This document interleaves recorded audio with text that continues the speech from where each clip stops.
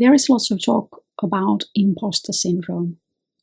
So the phenomenon that I'm afraid that when I open my mouth and say something, people will think that I am an imposter. So I pretend to be an expert in something that I am not. Well, in normal life, we can think the same phenomenon as a know-it-all people. But I don't think that it's very simple, this imposter syndrome concept, and why it is.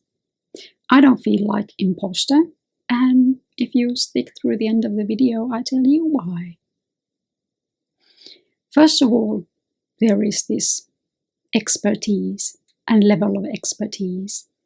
If only those people that were real experts could talk in videos in YouTube or open their mouth in anywhere in real life, there would be awfully silent everywhere. I can tell you that I think that I am sort of expert in relationships.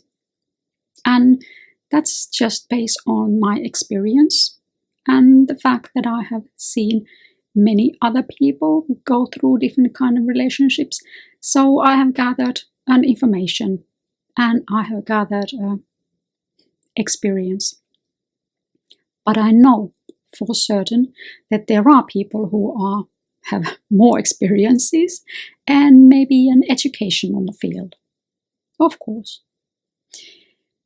But still, I think that as a 50-year-old woman, I'm more than capable of talking about the subject.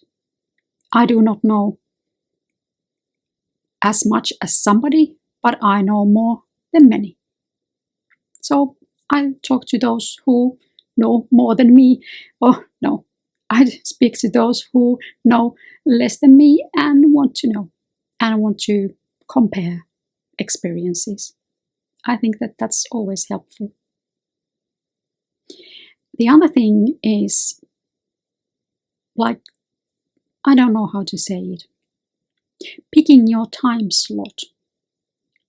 So I think that I can give advice to people who are over 30 and going to 60, maybe 70, about relationships and about life, because that's the immediate life that I am in. That's the phase that I am in one end, and the people that are on their 30s are on the other end.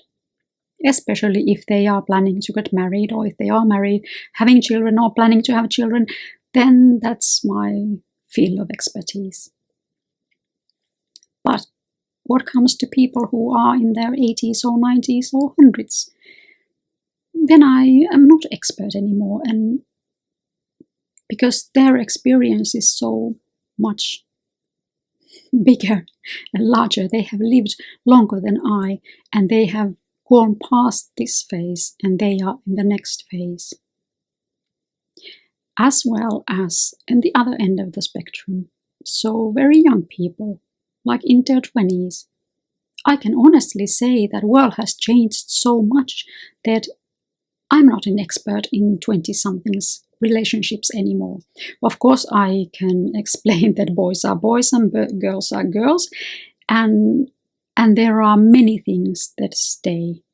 But the society has changed in these 30 years since I was 20, and to add that I was not 20 in this world. I was 20 in the 1800s. Because I was living in a somewhat rural town with somewhat strict rules, let's say, short. But if you think about those two things, first of all, if you think that I am imposter, you are already quite far, so it's likely that you are not. But if you are thinking about it, think about your level of expertise and stay in your level of expertise. Try to find your time slot. Don't try to advise everybody, because you don't know the ends anymore. Or if you are 20, you know the business of 20s. But if you are 20, oh dear God, do not try to give advice to us that are on our 50s. Our life is totally different.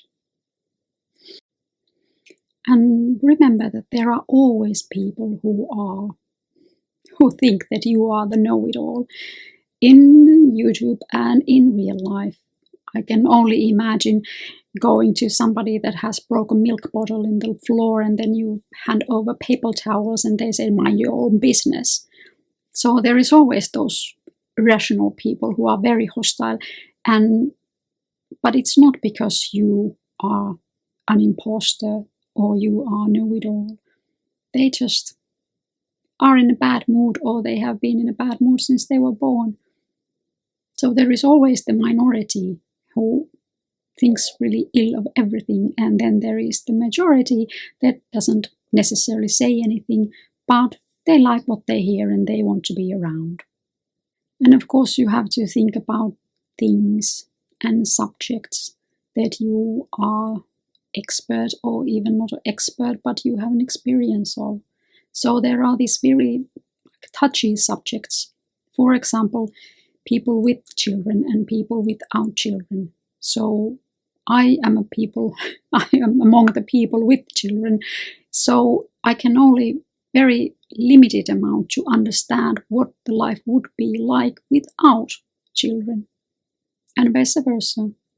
The nerve-wracking, I still get goosebumps when I even think about it, advice that I have had has been from people with no children, giving me advice about how to raise mine. And that's something that you shouldn't do, even if you think that, oh, it looks like there is a very simple explanation. Why don't they just say that, no, you are not allowed to do that?